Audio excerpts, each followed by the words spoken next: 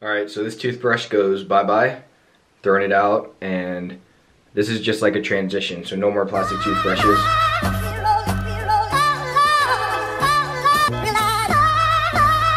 With this challenge of minimal waste and minimum output into the earth and environment, limit plastic and everything. Just look, this is all just plastic, plastic, plastic.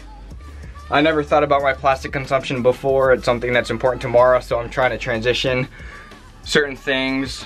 Something else that is pretty cool for this challenge is that I've already been doing recycling and organizing bottles to see if they can be recycled, and instead of just throwing them in the trash with everything else, separating that out. And then, so here is a blue tub that I have in our college home, just labeled bottles, cans, and glass. And people just throw in bottles and cans in there, and I'll organize them, and then I'll show you the whole process.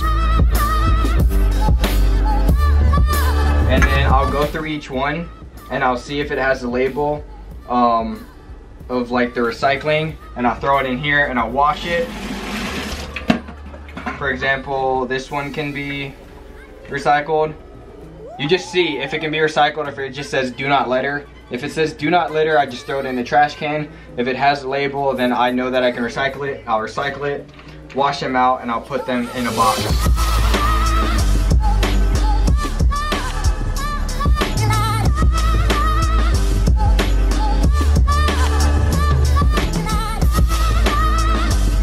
Now, since I have this box, I'm gonna go put it with the other clean ones. I clean it so it doesn't smell up the boxes that I have. So I'm just gonna walk you guys down to the basement, to where I have the other cans and bottles. I have these boxes down here. These are glass ones, not sure which these ones are, but we'll check. And then I have some more ones in here. It's not filled all the way, but there's some bottles and cans through there.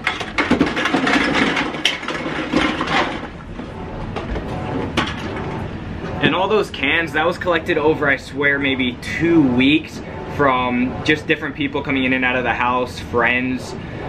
Very easy to do. Just put a box up, label it cans, bottles, recycle. Hey, let's recycle this. Let's not throw it in a trash can. There you go. And then all these cans and bottles were over the semester, so 3-4 months. So the coffee for 2 people is one thing. And then you pour hot water in it and press it, let it sit and then press it. All right, for coffee, a good zero waste way to make coffee is using a French press. And it tastes really good too. And it tastes really good.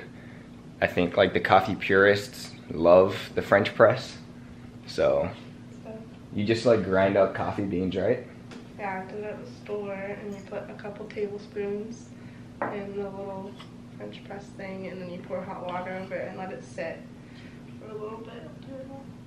So preference, but like around 2 tablespoons of... We have a really small French press too, so... coffee grinds into our French press, and then we'll pour hot water in it.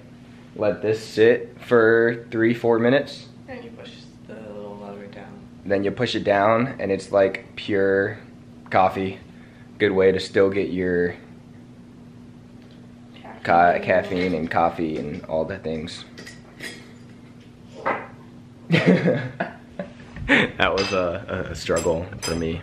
Something that I actually like that is a part of this challenge and works is fruit. So I've been eating a lot of oranges and apples and bananas, and the grinds we compost it. So we're gonna make a composting bin. It's actually right here is the bin. So yes, it's plastic, but it's the easiest way to make a composting bin. We'll show you how to do that. We already have it. And we already have it, so it's not like we're going out and buying it. But peeling up these orange peels, and then we're gonna throw it in there. Banana peels, same thing. Apple cores, all of the fruits that you don't eat. Kitchen scraps go into compost. Zero waste, all up in here, minus the stickers, of course. A quick run through for breakfast. Eggs. How do you say this meat? What's this meat? How do you say this meat? Prosciutto. Prosciutto. And then toast. And then of course my orange grinds and coffee. So I had the orange. Here are my leftover thingies. Okay, so here's my breakfast, a lot prettier than Aaron's because it includes a nice healthy tomato on top, but all of that stuff, we got pretty much zero waste with the toast and the prosciutto and the egg. And we picked out tomatoes that didn't have the stickers on them, so that was good. And it takes like 10 minutes to make, and it's healthy. So there you go. I'm gonna take you guys through my shaving routine. It's different because I'm not using the 5-point blade, which is so much easier and quicker. I'm actually using the straight edge razor, which I have used before, but you have to be really careful with it. You gotta let the blade do the work. So what I'm gonna do is I'm gonna use my soap right here. I'm gonna wash my face. It's a charcoal soap bar. I'm gonna wash my face, and then I have some of that hemp soap that Mara bought. I'm gonna use that as a lubricant to just, so not even shaving cream, not any fancy stuff, just the soap.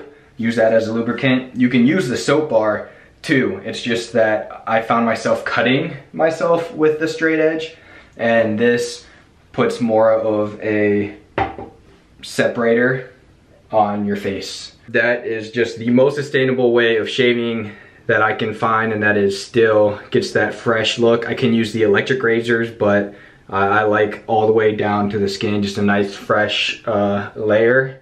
And so far, I just gotta be careful. I'm cutting down on the cuts. Here's another thing I'm doing for the challenge. So we can't use tissues because it just goes into the waste, and you have the box to deal with. I'm essentially making my own handkerchief. I'm using my red silk underwear, of which are totally ripped, and use these as tissues. Just kind of carry this around in my bag because we are literally going to the extreme and not using tissues.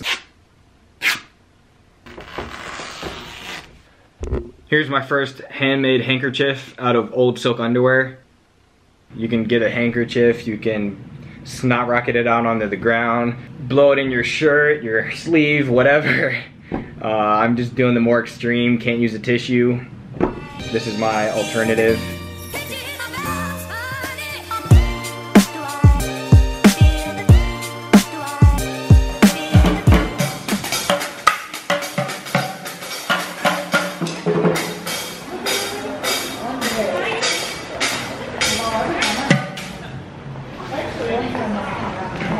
Nothing. I was gonna say, hey, what's up? We're at the Eastern Market up in Detroit. You have to sound so fake. Alright, we're out here at the farmer's market, Eastern Market, and getting fruit and stuff, and here's the band.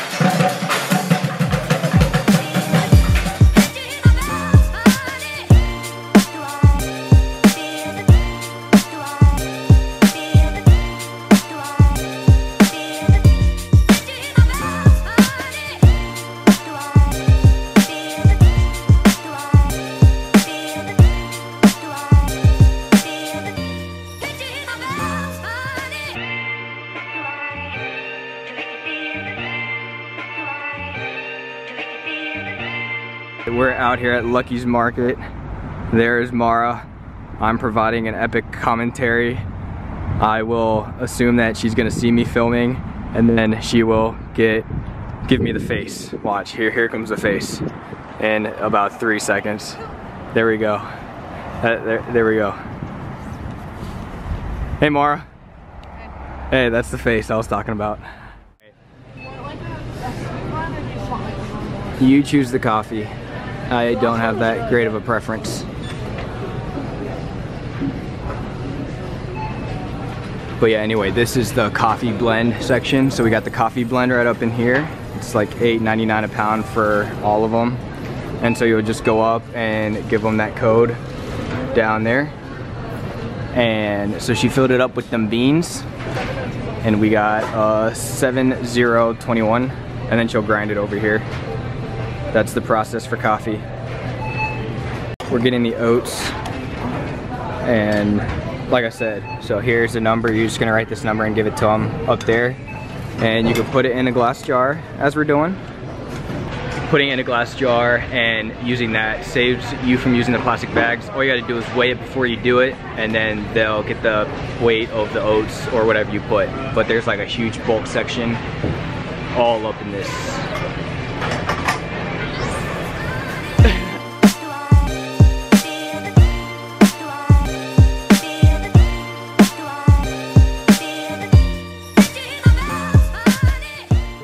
You a genius.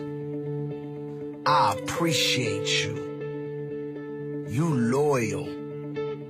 I changed a lot. You can too.